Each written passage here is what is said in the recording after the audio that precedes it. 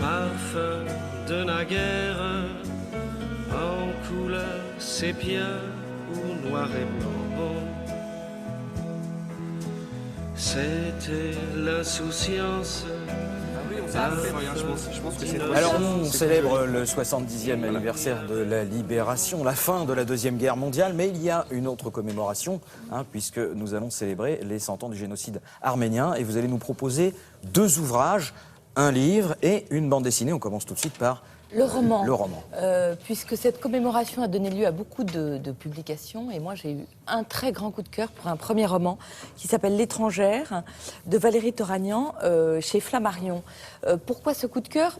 Parce que c'est un roman magnifique et parce que je trouve qu'il donne un visage, qu'il incarne ce génocide au travers d'une femme qui s'appelle Aravni et qui est la grand-mère de la narratrice, la grand-mère de Valérie Toragnan.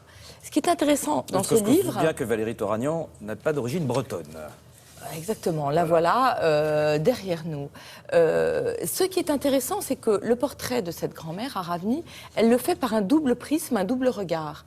Elle le fait par le regard de la femme qui a enquêté autour de cette grand-mère, qui a réussi à la faire parler à la fin de sa vie, alors que c'était une femme très taiseuse et qui se bornait à dire « si tu savais ce que nous avons vécu ». Et à la fin de sa vie, avec persévérance, elle a réussi à la faire parler.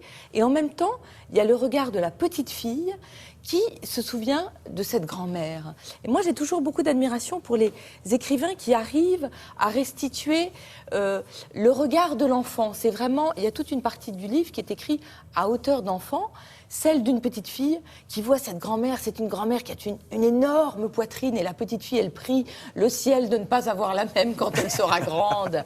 Et c'est une grand-mère qui est très taiseuse, qui est un peu forte et qui a ses cheveux comme ça, très frisés et très bruns.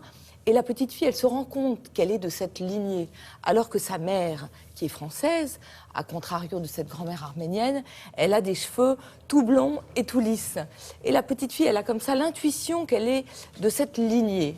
Et puis, petit à petit dans le livre, il y a 2 romans. Il y a un roman français, le roman de l'enfance de Valérie Toragnan, un roman très français, une enfance dans les années 60 et 70.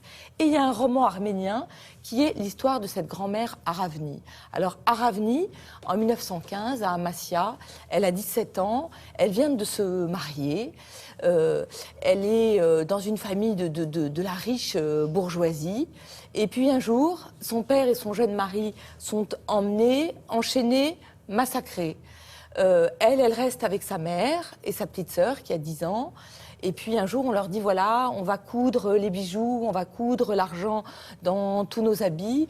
Et ils sont déportés. Donc ils partent comme ça dans cette espèce de convoi de l'enfer, où les femmes sont violées, où les petites filles sont arrachées à leur famille pour être vendues à des Turcs.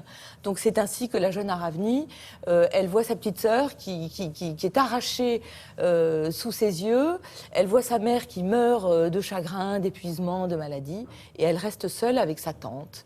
Et avec sa tante qui est aussi un personnage extraordinaire, elle va fuir à Alep, à Constantinople, puis à Marseille, puis à Paris.